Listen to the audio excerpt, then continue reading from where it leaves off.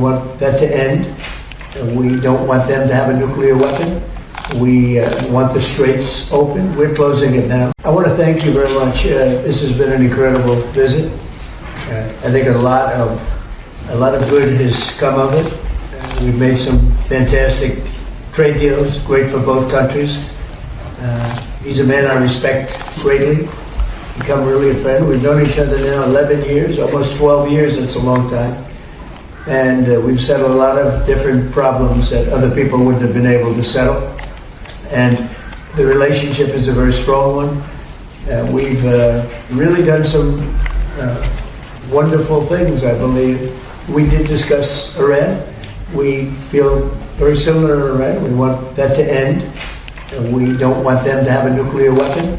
We want the straits open. We're closing it now. They closed it, and we closed it on top of them. But we want the straits open, and we want them to get it ended, because it's a crazy thing. They're a little bit crazy, and it's no good. Can't have it. They cannot have a nuclear weapon. But we discussed a lot of other things also, and I think we're very much on agreement. We're going to have some further discussions now with the group. But I just want to thank President Xi and all of his representatives. We've become friendly with all of them. Great people.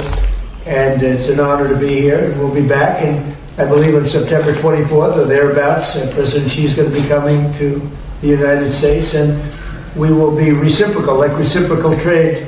The visit will be reciprocal. We're going to lay it on the line, and we're going to have, you're going to walk away hopefully very impressed, like I'm very impressed with China. And I just want to end by saying thank you very much.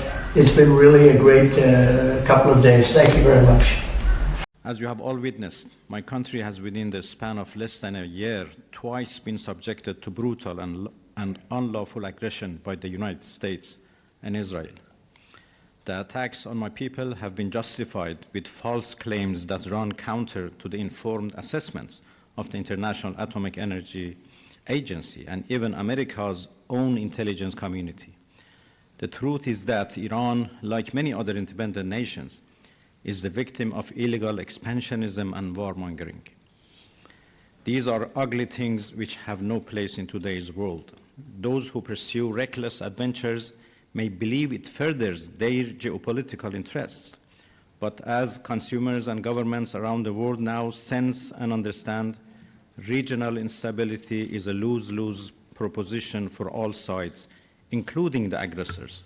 In the face of horrific violence, the Iranian people have firmly and proudly stood up for themselves. Did we retreat from our ideal of independence? Did we surrender to the will and whims of imperial power? The answer is clear. We did not and never will.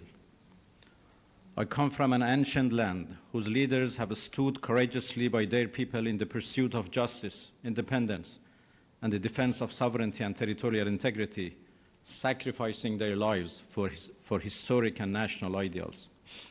I speak for an Iran whose armed forces, medical personnel, school teachers, and law enforcement officers never once placed their own safety above saving the lives of those they are duty-bound to protect and served with honor on the front line of humanity.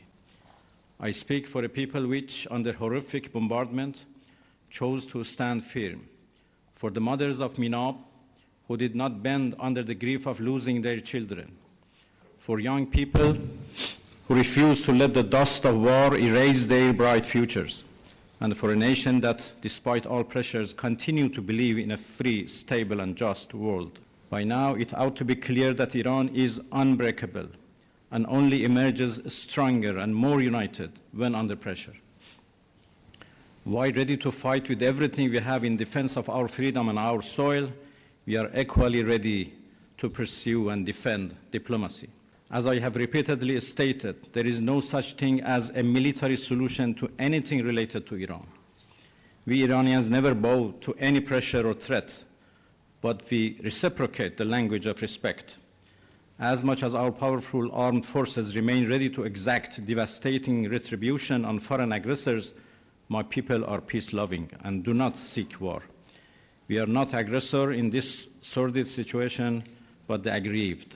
Over the past year, I have had the honor of participating in 2 BRICS conferences to convey the government of Iran's conviction that this platform symbolizes the emergence of a new global order, an order in which the global South is a primary architect of the world's future. What was once a lofty aspiration is now a reality, but it is a fragile reality. Imperial power in decline wants to turn back the clock and is desperately lashing out on its way down. This all matters to the BRICS Plus group of countries because the battle Iran has fought is in defense of all of us, of the new world that we are building together. Our brave soldiers have given their lives to resist Western hegemony and the sense of impunity that the US believes it is entitled to. While Iran is grateful for the support and solidarity it has received from BRICS countries, it is imperative that we jointly step up our work towards ending this sense of entitlement, which has no place in today's world. To virtually everyone in this room, our resistance against US bullying is not an unfamiliar battle.